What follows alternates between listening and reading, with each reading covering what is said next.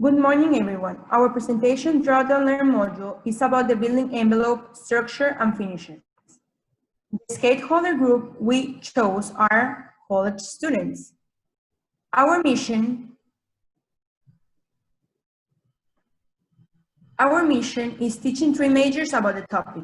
The direction we chose for teaching module was to focus on the ways to teach three main majors on how to implement greening practices under the structures, envelopes, and finishes module. While these teaching strategies are applicable to other majors, we will be focusing on architecture, sustainability and built environment, and lastly, environmental engineering and civil engineering. We choose distinct college majors because we believe that they are the most capable of implementing these practices in the near future. By accommodating the lesson to the major, students are more likely to retain information and enjoy the course, prompting them to bring these ideas to their workplace. We aim to make the course a diverse and broad understanding of the structure and envelopes model, in hopes that the students find something that they are passionate about to further investigate. A broader approach also allows more students to partake in the course rather than those with more prior knowledge. So our first major we'll be discussing is the architecture major. And our goal as educators is to educate architecture students about sustainable methods of design, specifically in the area of building envelopes, structures, and finishes. The main objective of sustainable architecture is to renovate or build homes and buildings using different sustainable approaches, which play an essential role during the design process. Those approaches include energy efficiency, renewable materials, and innovative design. Since building envelopes play a critical role in the design process, understanding this objective is vital. Its goal is to ensure visual, acoustic, and thermal conditions indoors to provide comfortable conditions for the inhabitants with minimal energy consumption. They act as a filter between the interior and exterior climates, and designing it efficiently implies the consideration of insulation, solar gain, thermal inertia, airtightness, and ventilation. To achieve or allow thermal comfort, it's critical to understand the building's function or use when designing for high performance. While designing for thermal comfort, the solutions will differ depending on the local climate and the type of activities performed by the inhabitants. A structure is anything that is built from different interconnected parts with a fixed location on the ground. The building structure refers to the building exterior walls, foundations, roof, structural floors, subfloors, elevator shafts, structural column beams, and footings. Architects should take this into consideration while designing because it's essential for the organization of architecture itself. The architectural finishes goal is to complete or enhance the aesthetic experience of the building design by understanding the materiality of the building and by using different materials, texture, or colors. Specifically, this module is made for architecture students to understand the importance of using sustainable materials to make buildings more energy efficient, and at the same time, minimize environmental impact. Some of those previous ideas will help the students to make some green decisions while designing the project while reversing global warming, which is the main goal of Drawdown. Some significant statistics related to a building's impact on the environment are the buildings account for nearly half of the world's energy expenditures and 40% of greenhouse gas emissions. If an architect is to use sustainable methods of design in the conceptual stages of a project, it can mean all the difference regarding a building's impact on the environment. Some of the specific things I'll be discussing in this presentation related to sustainable design will include roofing strategies, orientation, and materiality. However, these are just a few of the many sustainable topics that can impact a building's environmental footprint. One type of roofing that can be utilized in the design stages of a project to aid in its sustainable efforts is the inclusion of green roofs. Although green roofs contain some disadvantages, such as the extra cost and maintenance, they also include many advantages. For one, they can provide a greater level of roof insulation to a building. This is a very significant feature in the sustainable design of a building due to its impact on the energy consumption within a house. Vegetation as a form of insulation, like many other types, keeps temperature conditions stable in a building, allowing less of a reliance on heating and cooling systems. This in turn lowers the amount of energy used on machine power and also leads to a lower emission of greenhouse gases. Another notable feature of green roofs as a form of insulation is that they benefit the surrounding environment and people as opposed to manufactured forms that contain pollutants that can cause health issues and harm the environment. In addition, green roofs are designed to protect inhabitants in the building from the exterior, whether it is in the form of noise pollution or weather conditions. They also can reduce stormwater flows by collecting and storing water in the vegetation that exists. This is especially important in dense areas like cities, where a major form of stormwater pollution actually comes from roofs. With green roofs, the effects of stormwater runoff are significantly decreased, as pollutants are no longer collecting on traditional roofing and emptying into bodies of water. Vegetation along green roofs also collects carbon, capturing emissions before they escape into the atmosphere. Another type of roofing to consider when designing sustainably is low-slope roofs. These kind of roofs usually have a slope from 1/4 inch vertical to 12 inch horizontal. Some benefits of this type of roofing are that they can withstand higher wind conditions due to their slope. They also have improved heating and cooling features.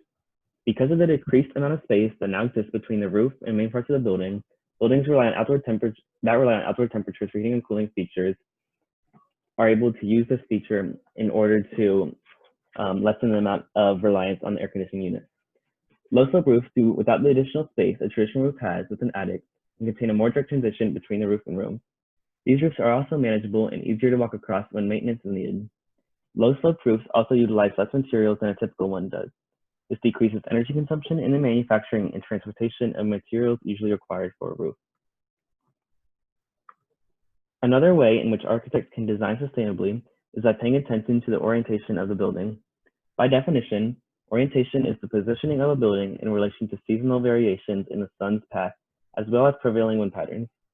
Architects can orient a building in relation to the sun so that benefits such as increased energy efficiency, increased comfort, lower energy bills or expenses, and reduced greenhouse gas emissions can be experienced. Heat entering a building through the placement of windows and other open features can have significant impact on energy consumption.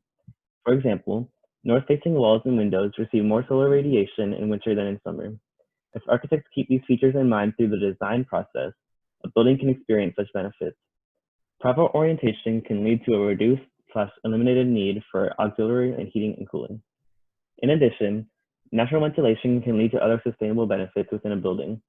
Buildings can be designed to utilize natural air to supply similar effects of air conditioning units to a room. By definition, natural ventilation is the process of supplying air to and removing air from an indoor space without using mechanical systems. This decreases energy consumption and in turn reduces carbon emissions as heating and cooling systems become secondary. Natural ventilation can also promote a healthier lifestyle, as it's been proven that oxygen from fresh air can enhance your heart rate, blood pressure, and energy levels. It strengthens your immune system and makes you feel relaxed and refreshed thanks to higher serotonin levels. And as for materiality, one of the most important decisions an architect can make and have control over when designing a building are the materials used. Materials are something that should be considered from the conceptual stages of the design process. Different materials produce different effects on the environment and on carbon emissions.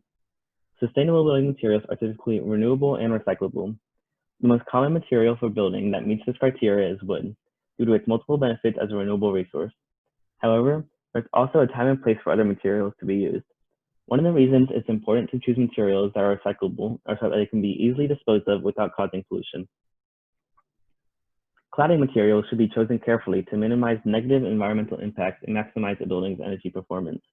An architect should weigh the pros and cons of different cladding materials to ensure they make the best choice regarding exterior and facade elements.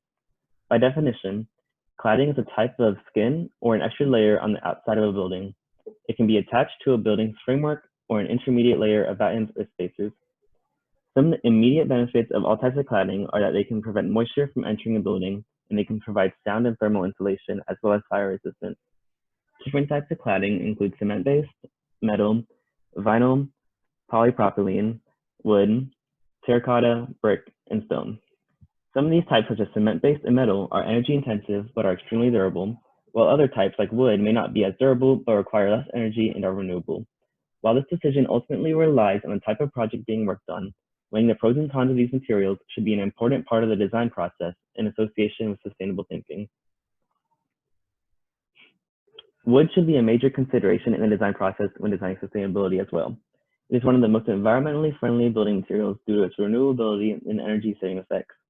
Some ways in which wood is beneficial to the environment are that it can be sourced locally, leading to lower transportation costs and lower energy consumption.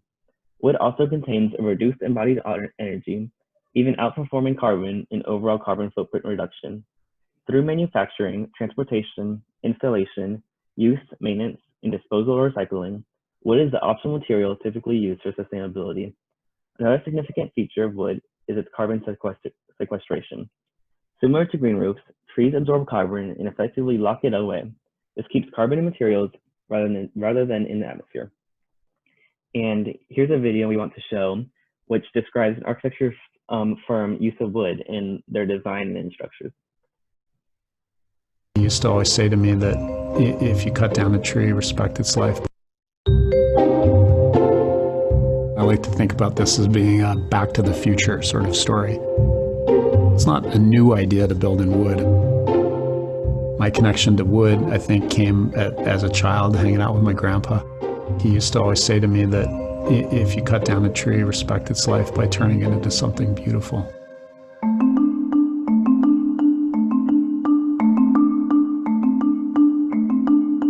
Everything we do in my firm is entirely made of timber, and ideally some sort of timber innovation that we hope is informing some sort of systemic change in the way we think about approaching the built environment.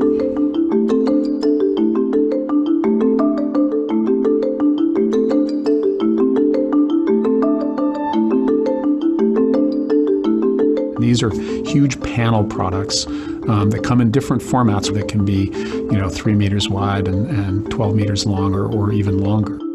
These panels allow us to build big buildings which are important for our cities, where we need to house a lot of people and employ a lot of people. Bringing this material that's often thought about as a rural or a suburban material into the heart of our cities with these bigger buildings.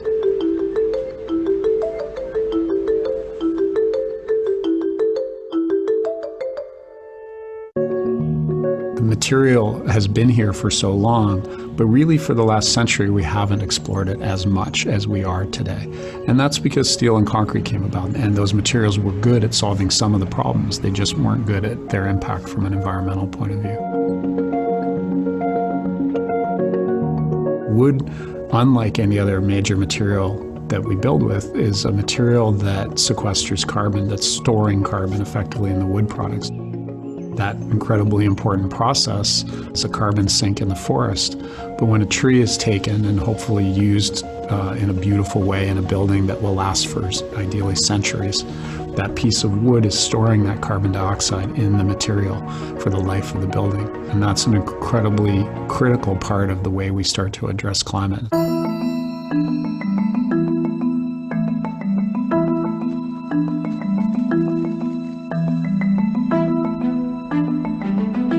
One of the fundamental opportunities with CLT is that it certainly uses a volume of wood that becomes this big carbon sink, which is important. It also uses kind of lower grade of wood, meaning we don't have to cut down such important trees, and we can produce and create a renewable solution in making these panels.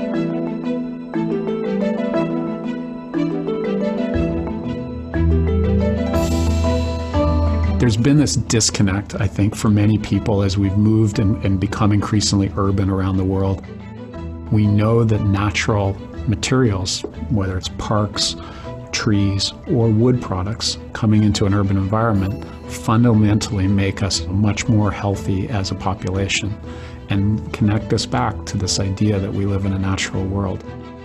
I think the most important thing we can do is invest in really high quality buildings or products that are really well designed, made out of really durable, enduring materials like wood. We absolutely have the right engineering solution, the right sourcing opportunity, and we can protect our forests in doing so.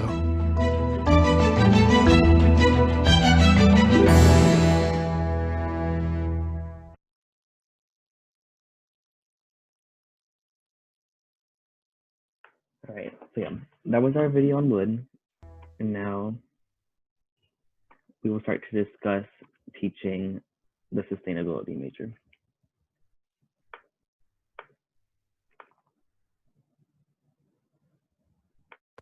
I will be covering the teaching sustainability in the built environment major.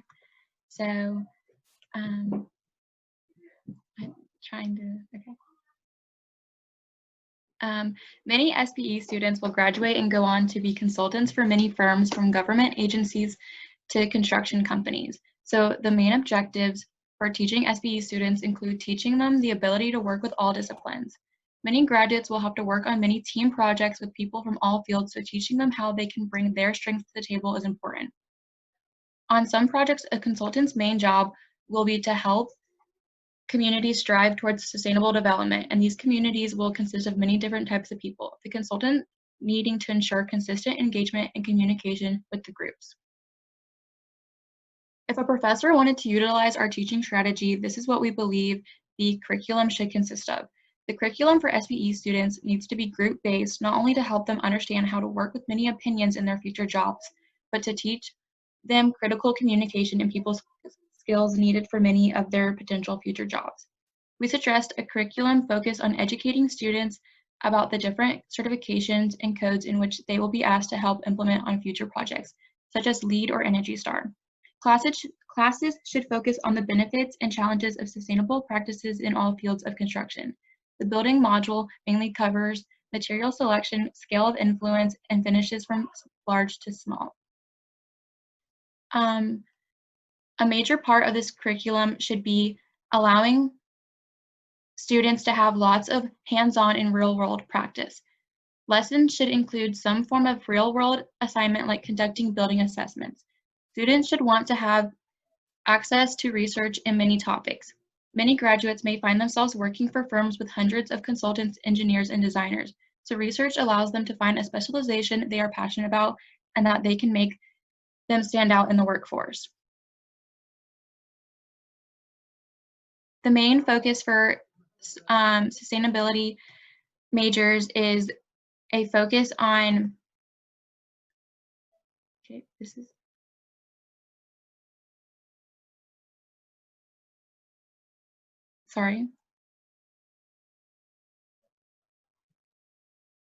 on efficient and affordable application of practices.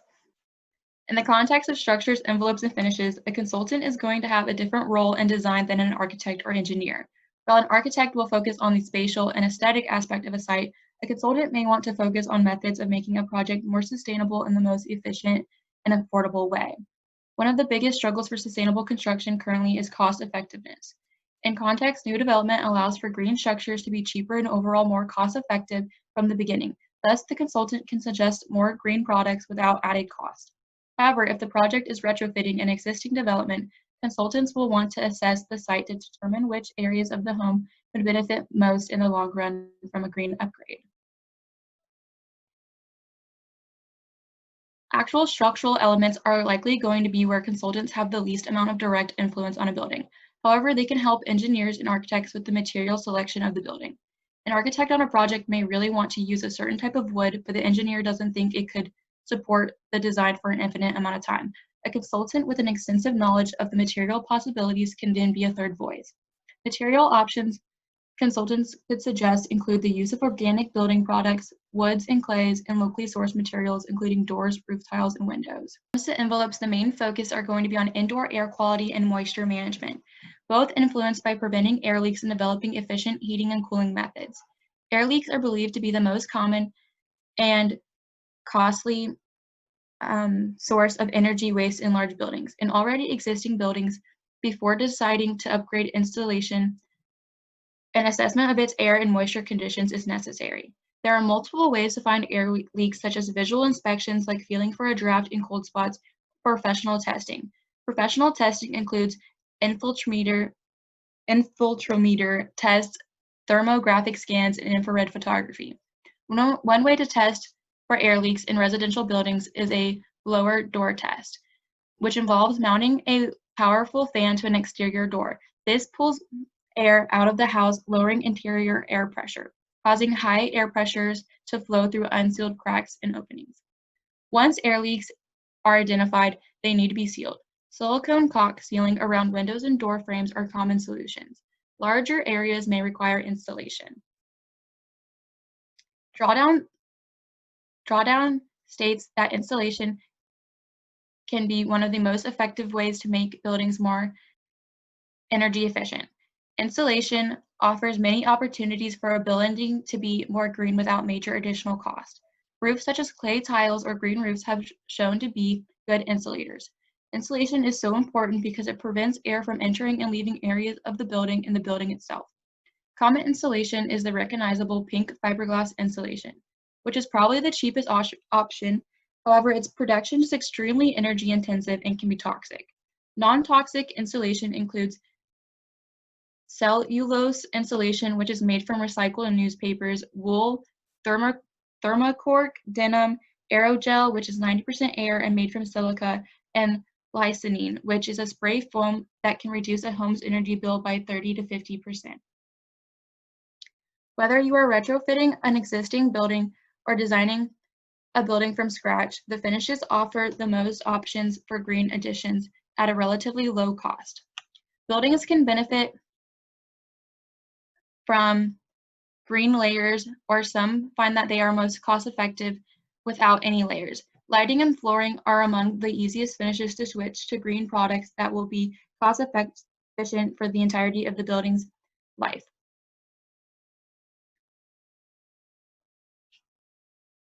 Lighting is the most common way to lower a building's energy consumption, as there is extensive research about the cost and environmental benefits of LED lighting. LEDs are 90% less energy when used and have a max lifespan of 27 years.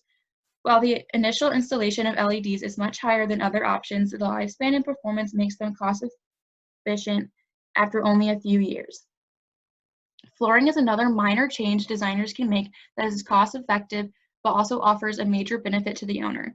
Flooring can dictate the way air leaks and flows through a space, as well as how heat is captured in the structures. Different floors are going to have a different lifespan and maintenance requirements.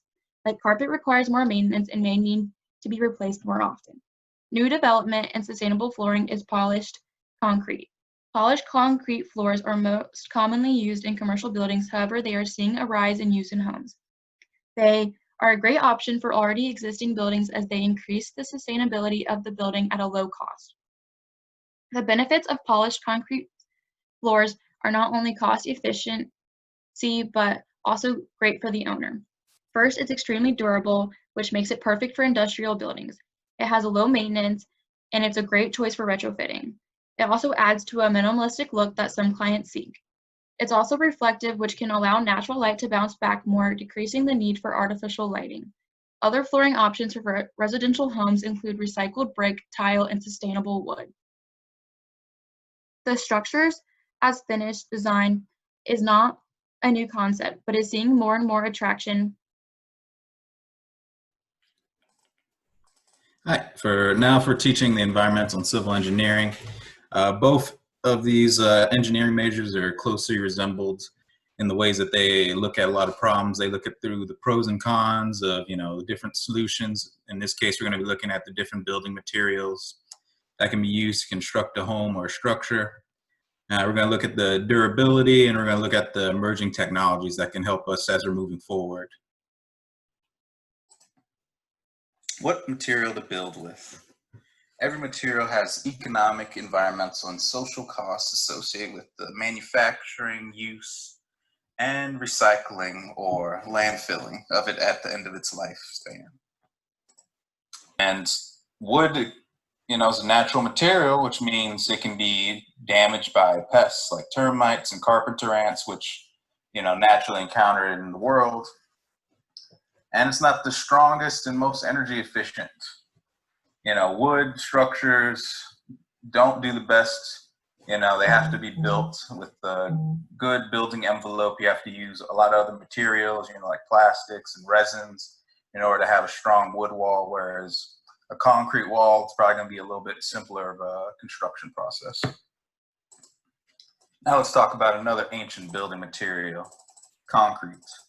The pros of concrete is it's pest resistant, moisture resistant, and it has good durability against wind. It's a very strong material.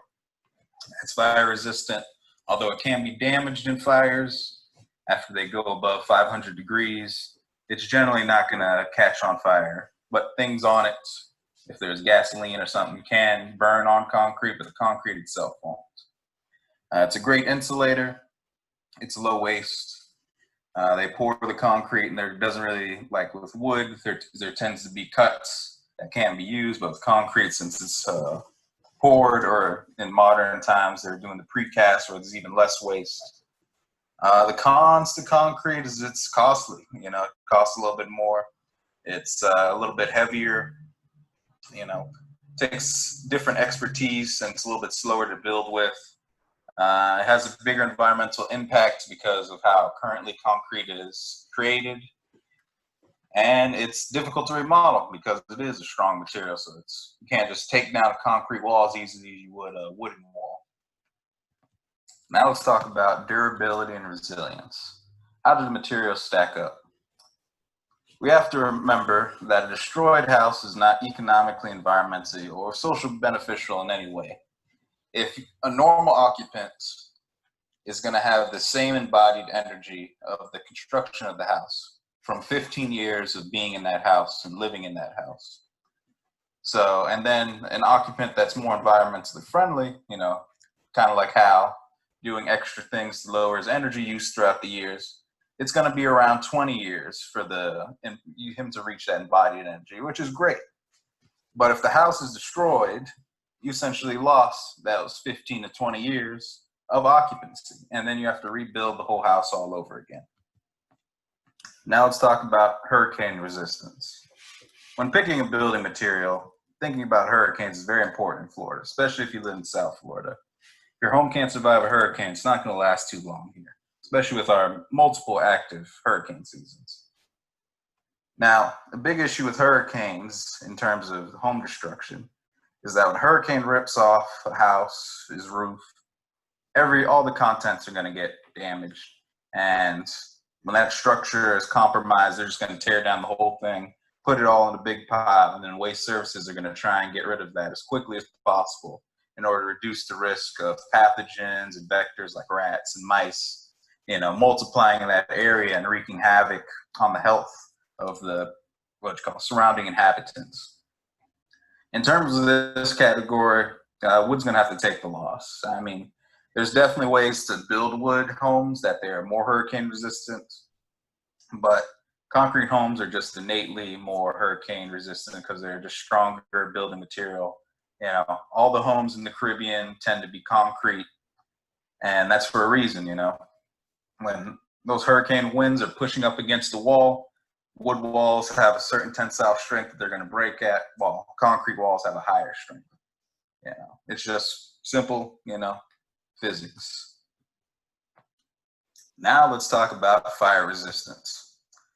Although we're not in the center here in Florida of fire country, there are more areas like in California that they have to deal with this on a regular basis, you know, and it's not just house fires, it's not just electrical fires from bad wiring, it's, you know, fires caused from all these big forest fires that are either the houses are directly in the path of a forest fire, or the embers from distant forest fires come over and they can light the house on fire. Now, in this category, you know, again, we're gonna have to give it concrete. You know, wood can definitely be treated so it's less fire resistant, and that slows the spread of fire. But those treatments are very costly, and there's been a lot of recent studies saying that they have, you know, their toxicities they can have, and they can wreak havoc on, you know, especially young children and neurological development if exposed to them. So in terms of this, you can't beat concrete because concrete can't ignite on its own. You know, it can't be a fuel source.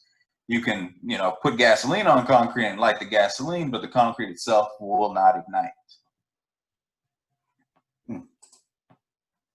All right, and lastly, let's talk about pest resistance.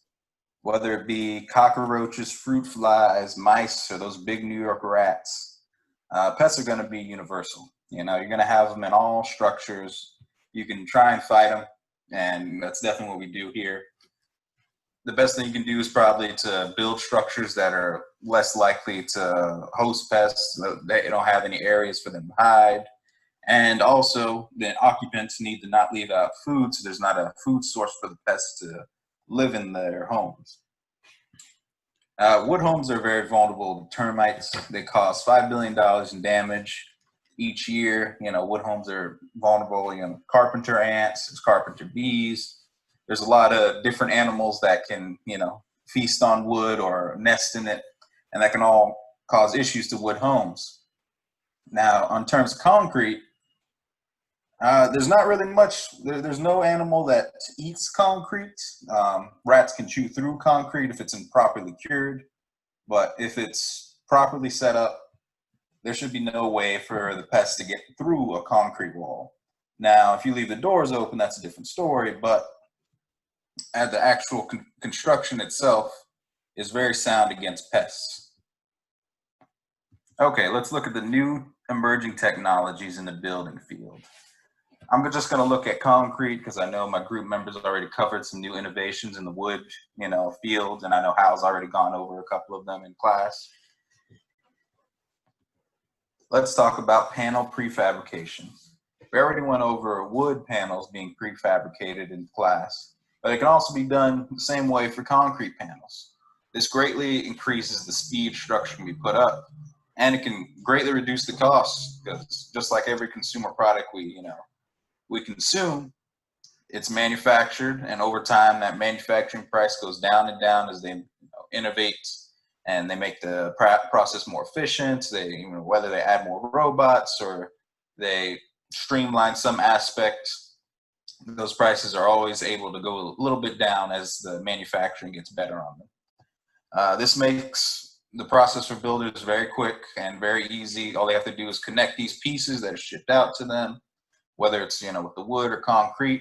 It operates a little differently how they connect them, but it's overall the same principle. These are great because it's definitely more energy efficient to have a uniform wall that you can't really get when you build it on site. There's going to be small errors when you build it on site, and it's going to be more durable because of that as well, because there's not as much variability. Somebody might put it over extra inch or so, or they might not level something off when they put it up. But when they manufacture it, they can have that quality control right in the manufacturing plant, so they don't even set it out. As compared to if it's on the job site, you can't really do that. I mean, it can, but it's a little bit more difficult, and you're going to have to spend a little bit more time and money in order to get to the same precision as you would with the manufactured panels. Next, we're going to talk about insulated concrete forms. Now, these are kind of like putting together a Lego set. You have all these foam blocks that are very lightweight that you put around to construct the home with the walls, the exterior walls. And then after you're done setting that all up, you put in your rebar, and then you pour the concrete in these foam Legos. And that's going to create, a very strong wall, and that foam's going to add additional insulation and capacity to, run wires and anchor different things through. Traditionally, it's very difficult to drill into masonry. You have to have special drill bits and all that. This allows you to have these connection points, which are, a combination of plastic and foam that you can drill into that are very strong, but, you don't need such strong tools in order to drill through and to modify. And it just creates a, very good barrier that's continuous around the whole house, because that whole exterior wall's connected, and then you're pouring in the concrete, which all connects to the foundation, which makes it extremely energy efficient. And it's a really great product that they use. Now let's talk about the GeoShip, which is just a marvel of innovation. The GeoShips use bioceramics instead of concrete in order to have, stronger structures. They have higher tensile strength than traditional concrete. And if they cure it in a CO2-rich environment, these structures can actually be carbon negative. They can suck more CO2 out of the air in the curing process than, they create in the whole manufacturing process. Now, it can be built in a modular format, which kind of has to be currently with the bioceramics. It can't be poured on site. It has to be kind of precast in a controlled environment.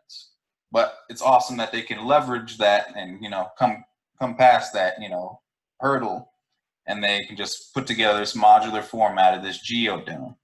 And they say it lasts 500 years, which is a very long time. We'll see after 500 years of having them around how well they're doing. But as of now, they look like a very good structure. The domes have always been very resistant to, high winds.